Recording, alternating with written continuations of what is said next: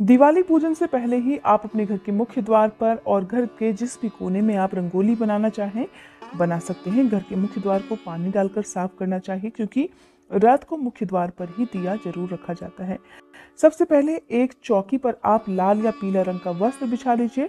उसे अपनी इच्छा के अनुसार सजा लीजिए। आप चाहे फूलों से चाहे रंगोली से सजा सकते हैं।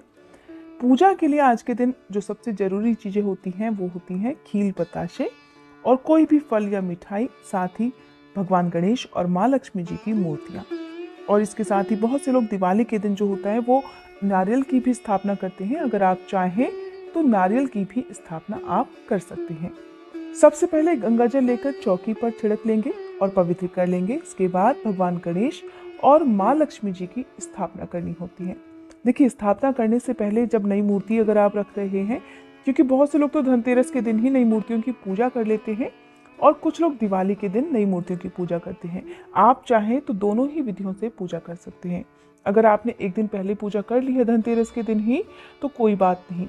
अब मूर्तियों की स्थापना करने से पहले आप चावल की ढेरी बना लीजिए। सबसे पहले भगवान गणेश को ओम गंग गणपति नमः, फिर माँ लक्ष्मी जी को ओम श्री महालक्ष्मी नमः, इस मंत्र के साथ उनकी मूर्ति की स्थापना करेंगे। अगर आपके पास कुबेर यंत्र है तो आज के दिन आप कुबेर यंत्र की भी पूजा कर सकते हैं। मेरे पास तस्वीर है तो मैं तस्वीर की स्थापना करूंगी। देखिए, जब आपके पास गणेश भगवान की मूर्ति नहीं होती है या फिर आपके पास कुबेर यंत्र नहीं है तो आप एक सुपारी पर कलावा लपेटकर इस प्रकार उसकी भी स्थापना कर सकते हैं। अब मंदिर में गंगा जल छिड़ककर पवित्र कर लेंगे। अब दिया जलाने से पहले मिट्टी के ही एक बर्तन में मैंने चावल रख लिए हैं, क्योंकि ऐसा कहा जाता है कि दिवाली का जो दिया है या कोई भी खास जब अवसर होते हैं पूजा के तो दिया कभी भी खाली नहीं जलाना चाहिए। अब दिया जलाने के साथ ही दिए की भी पूजा करनी चाहिए। दिए को अक्षत कुमकुम अर्पित करना चाहिए। जो दिए के नीचे आपने चावल रखे हैं, जब आपकी दिवाली की पूजा समाप्त हो जाए तब अगले दिन आप इन चावलों को पक्षियों को डाल सकते हैं या खुद भी प्रसाद रूप में खीर बनाकर इन चावलों का प्रयोग कर सकते हैं। वैसे अगर आप पक्षियों को दाना डालेंगे तो ज्यादा अच्छा रहेगा। भगवान गणेश, माँ लक्ष्मी जी और कुबेर देवता के साथ साथ अपने सभी इष्ट देवी देवताओं का ध्यान कर उन्हें भी तिलक, कुमकुम, अक्षत आदि अर्पित करने चाहिए। अब एक एक कर फल, फूल और जो भी आपके पास मिठाई वगैरह है आप उन्हें अर्पित कर दीजिए। आप इस समय कोई भी फल भगवान श्री गणेश को, माँ लक्ष्मी जी को अर्पित कर सकते हैं। जो भी मौसमी फल है अर्पित कर सकते हैं। माँ लक्ष्मी जी को कौड़ियाँ बहुत प्रिय होती हैं और दिवाली के दिन खासकर अगर आप उन्हें कौड़ी अर्पित करते हैं, कौड़ियों की पूजा करते हैं और फिर उन्हें एक लाल कपड़े में बांधकर अपनी तिजोरी में या जहाँ भी आप पैसे रखते हैं वहाँ अगर रखते हैं तो कहा जाता है धन में बहुत बरकत होती है। अगर आपका धन अनावश्यक रूप से खर्च हो रहा हो तो उसमें भी कमी आती है।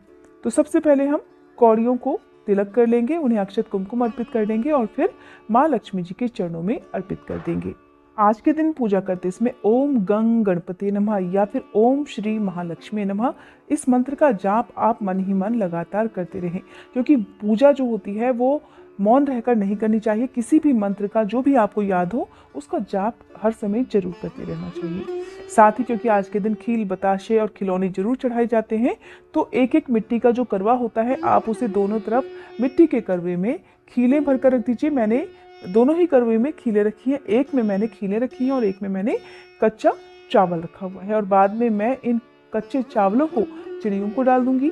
अगर गाय ना मिल पाए तो आप चिड़ियों को जरूर डालें, क्योंकि देखिए कई बार ऐसे व्रत होते हैं जिनमें पहला हिस्सा गौ माता को खिलाना चाहिए। ऐसे में समस्या तब होती है जब हमारे आसपास गाय ही ना हो। तो सबसे अच्छा है कि आप अपनी छत पर चिड़ियों के लिए जरूर ये चावल और साथ में एक कटोरी में पानी भी रखें। आज के दिन गणेश चालीसा का और लक्ष्मी चालीसा का पाठ करना चाहिए।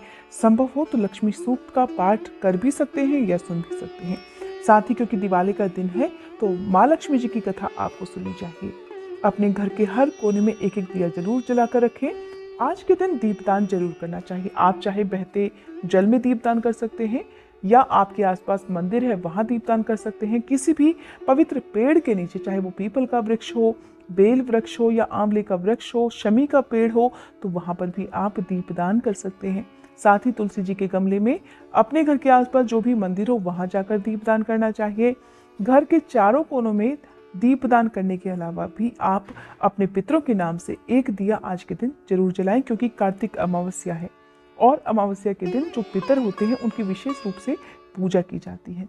पितरों का तर्पण करने से कहा जाता है पितृगण प्रसन्न होते हैं और अपने परिवार के सदस्यों को ढेर सारा आशीर्वाद देकर जाते हैं।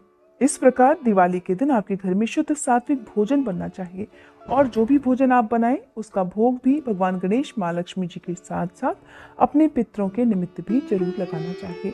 इस प्रकार आप दिवाली के दिन चाहें तो किसी भी छोटी कन्या को अपने घर पर भोजन का आमंत्रण दे सकते हैं। चाहे वो आपके घर की छोटी कन्या हो तो आप उन्हें उनका मनपसंद भोजन खिलाकर उन्हें उनकी पसंद का कोई भी सामान जो भी वो चाहे वो उन्हें दिला सकते हैं। चाहे वो खेल से संबंधित हो, चाहे वो उनकी पढ़ाई से संबंधित हो, तो आप उन्हें ये सब चीजें दे सकते हैं। इस प्रकार पूजा करने के बाद आरती करें। भगवान गणेश की और माँ लक्ष्मी जी की आरती करने के साथ ही आप हाथ जोड़कर क्षमा याचना जरूर करें, ताकि जाने अनजाने में अगर आपसे पूजा पाठ में कोई भी गलती हुई है तो उसके लिए आपको भगवान गणेश और माँ लक्ष्मी जी क्षमा कर सके।